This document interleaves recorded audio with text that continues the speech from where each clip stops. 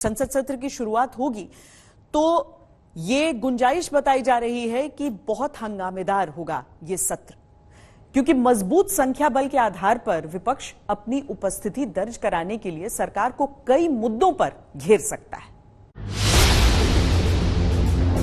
जब अग्निवीर योजना आई तो एक बड़े तबके में असंतोष था। मेरा ऐसा भी मानना, उनके परिवारजनों ने भी चुनाव में विरोध जाहिर किया, लिहाजा इस पर नई तरीके से विचार विमर्श करने की आवश्यकता है। ईवीएम में एक नहीं अनेक बार ऐसी घटनाएं हुई कि बटन किसी दूसरी पार्टी का दबाया जा रहा है और वोट कमल को जा रहा है।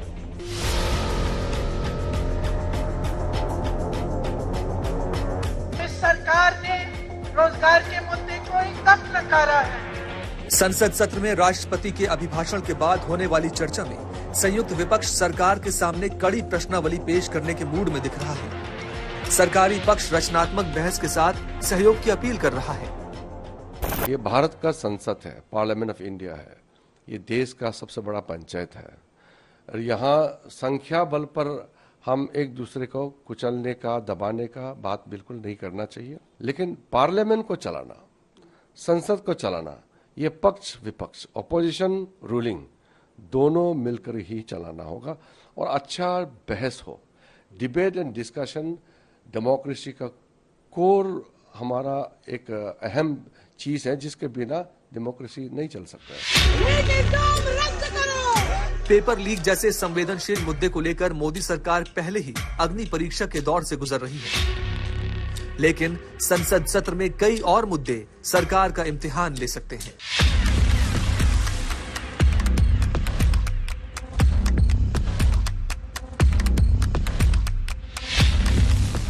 समाजवादी पार्टी कभी भी अग्निवीर व्यवस्था को स्वीकार नहीं कर सकती है।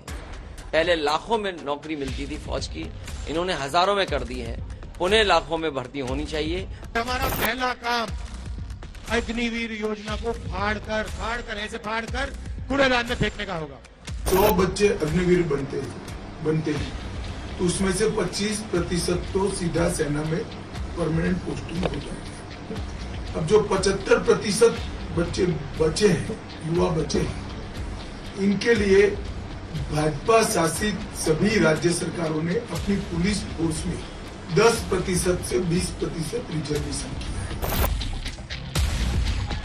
ये अग्निवीर है विकास कुमार। आपको कैसा लगा ये अग्निवीर योजना? इनको ये स्कीम थोड़ा सा भी अच्छा नहीं लगा सर। इनको ये स्कीम थोड़ा सा भी अच्छा नहीं लगा। कांग्रेस सांसद राहुल गांधी अग्निवीर योजना के मामले में चुनाव प्रचार के दौरान कड़े संकेत दे चुके हैं। उन्होंने जनता से वादा किया था कि अगर गठबंधन इंडिया की सरकार बनी तो सबसे पहले अग्निवीर योजना खत्म करेंगे। और मैं आपको आश्वासन देना चाहता हूं और आपके माध्यम से हिंदुस्तान के हर एक जवान को, हर एक युवा को, हर एक अग्निवीर को, जैसे इंडिया गठबंधन की सरकार आएगी हम अग्निवीर योजना को फाड़ के कूड़ेदान में फेंक देंगे। सरकार में सहयोगी दलों के सुर भी इस मुद्दे पर अलग अलग सुनाई पड़ रहे थे। हालांकि तब सरकार का गठन नहीं हुआ था। अग्निवीर योजना को लेकर के मतदाताओं के एक हिस्से में नाराजगी रही है। हमारी पार्टी चाहती है कि विस्तार से उन कमियों खामियों को दूर किया जाए, जिसको लेकर के जनता ने सवाल उठाए। अग्निवीर के अलावा विपक्ष ईवीएम हैक के मुद्दे पर भी काफी मुखर है। देखिए, जब सुप्रीम कोर्ट के लोगों ने, पैनल ने भी कह दिया है, सब लोगों ने कहा है कि ईवीएम में किसी प्रकार की गड़बड़ी नहीं हुई है, तो फिर वो कहते हैं सिर्फ अपना मनोरंजन के लिए। भारत के लोकतंत्र की महिमा को खंडित करने का काम, उसे अपमानित करने का काम विपक्ष ने दौरान चुनाव भी किया और जहां जहां चुनाव हारे वहां ईवीएम को दोषी ठहराया और जहां चुनाव जीत गए ईवीएम पर चुप्पी साध ली।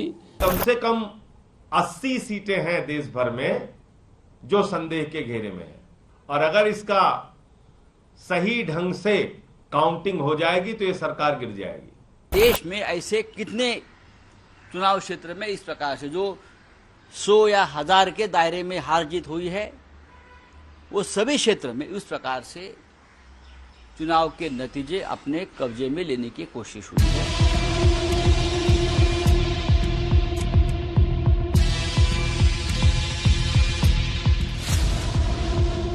विपक्ष लगातार ईवीएम के मुद्दे को उठाकर सरकार को कटघरे में खड़ा करने की कोशिश कर रहा है। विपक्ष की मांग ईवीएम हटाकर बैलेट पेपर से चुनाव कराने की है। संसद सत्र में सरकार के सामने एक बार फिर ईवीएम का मुद्दा सुनाई दे सकता है।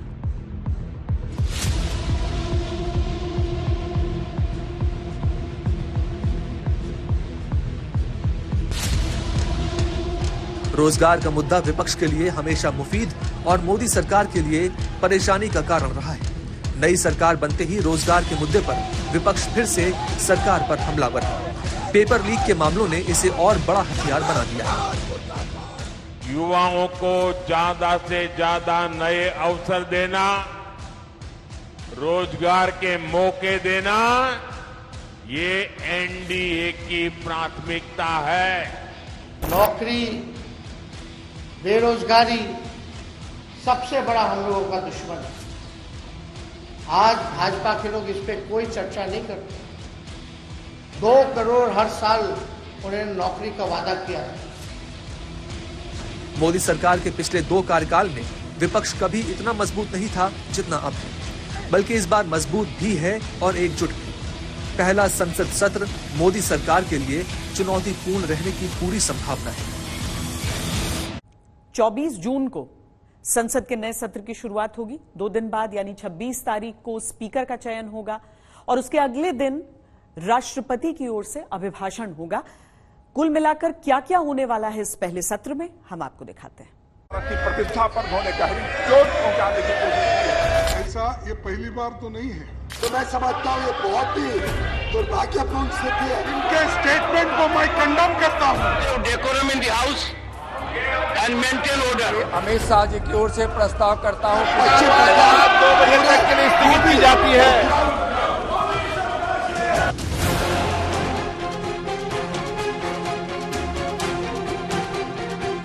24 जून से पहला संसद सत्र शुरू होगा और इसी में लोकसभा के स्थायी स्पीकर का चयन भी होना है। तब तक सारी कार्य व्यवस्था प्रोटेम स्पीकर को देखनी होती है। 18वीं लोकसभा के लिए राष्ट्रपति द्रौपदी मुर्मू ने 7 बार के बीजेपी सांसद भर्तृहरि महताब को ये जिम्मेदारी दी है।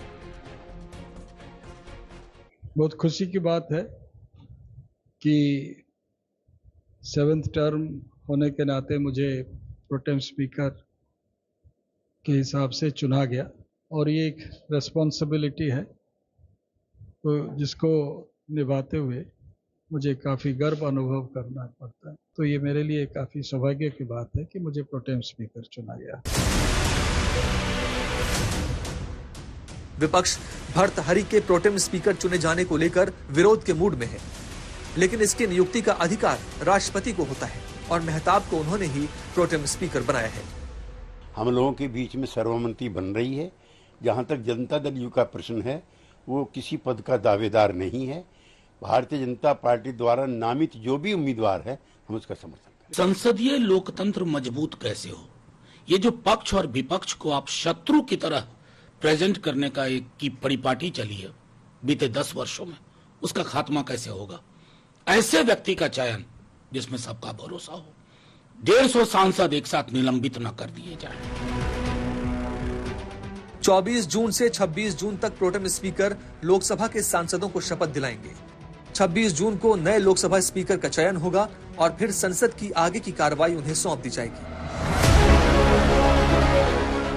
नए और स्थायी स्पीकर की नियुक्ति के बाद राष्ट्रपति संसद के दोनों सदनों को संबोधित करेंगी। संसद के तय कार्यक्रम के अनुसार 27 जून को सुबह 11 बजे राष्ट्रपति संसद के दोनों सदनों को संबोधित करेंगे।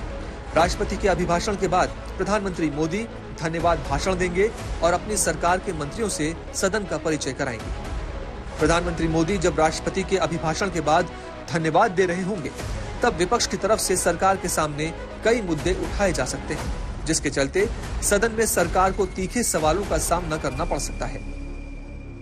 इस बार विपक्ष जो है वो नई ऊर्जा के साथ और नई बड़ी संख्या के साथ सदन में रहेगा।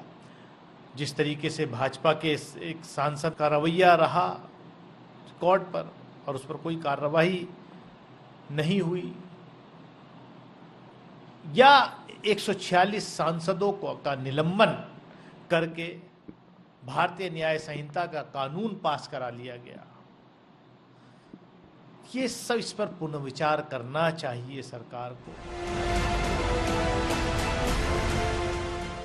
प्रधानमंत्री मोदी दोनों सदनों में राष्ट्रपति के अभिभाषण को धन्यवाद देंगे और चर्चा का जवाब भी उन्हें ही देना है। 27 जून से ही राज्यसभा का नया सत्र भी शुरू हो जाएगा, जो 3 जुलाई तक चलेगा। 16वीं और 17वीं लोकसभा से इस बार संसद की स्थिति अलग है। बीजेपी पूर्ण बहुमत में नहीं है और विपक्षी दलों के सांसदों की संख्या बढ़ी है, लेकिन जो नहीं बदला वो ये कि प्रधानमंत्री नरेंद्र मोदी ही हैं। संसद का पहला सत्र ये बता देगा कि आने वाले समय में सरकार के लिए कैसी परिस्थितियां रह सकती हैं। नए संसद भवन में नए संसद का सत्र जब होगा तो बहुत सारे नए कीर्तिमान भी सामने आएंगे। हम आपको कुछ ऐसे ही दिलचस्प आंकड़े दिखाते हैं। नए सांसदों के लिए संसद सदस्य बनना गौरव की बात है और मन में काफी उत्साह भी है, लेकिन कई ऐसे सांसद हैं जो लगातार कई वर्षों से सदन पहुंचते आ रहे हैं। 543 में से ये 280 सांसद ऐसे हैं जो पहली बार संसद पहुंच रहे हैं, 116 दूसरी बार, 74 तीसरी बार, 35 चौथी बार, 19 पांचवी बार, 10 छठी बार, 7 सातवीं बार और एक सांसद 8वीं बार लोकसभा के लिए चुने गए हैं। इनमें 16 ऐसे हैं जो पहले संसद के उच्च सदन यानी राज्यसभा के सदस्य रह चुके हैं, जबकि 262 पहले भी लोकसभा का हिस्सा रहे हैं। संसद में इस बार युवाओं का जोर भी बढ़ा है। 2019 में लोकसभा सांसदों की औसत आयु 59 वर्ष थी। 2024 में ये आयु 56 वर्ष है। 11% सांसद इस बार ऐसे हैं जिनकी उम्र 40 साल से कम है। डीएमके के टी.आर. बालू सबसे उम्र दराज सांसद हैं। उनकी उम्र 82 वर्ष है। महिलाओं के लिहाज से भी इस बार लोकसभा का आंकड़ा अलग दिखता है। इस बार चुनी गई 16% महिला सांसद 40 वर्ष से कम उम्र की हैं। 74 महिला प्रत्याशियों ने इस बार जीत हासिल की है। 2019 में 17वीं लोकसभा में ये संख्या 78 थी। पिछली लोकसभा ने महिला आरक्षण का जो कानून बनाया है उसके हिसाब से 33% यानी करीब 180 सीटें महिलाओं को मिलनी चाहिए, लेकिन फिलहाल 14% सीटें ही महिलाओं को मिल सकेंगी।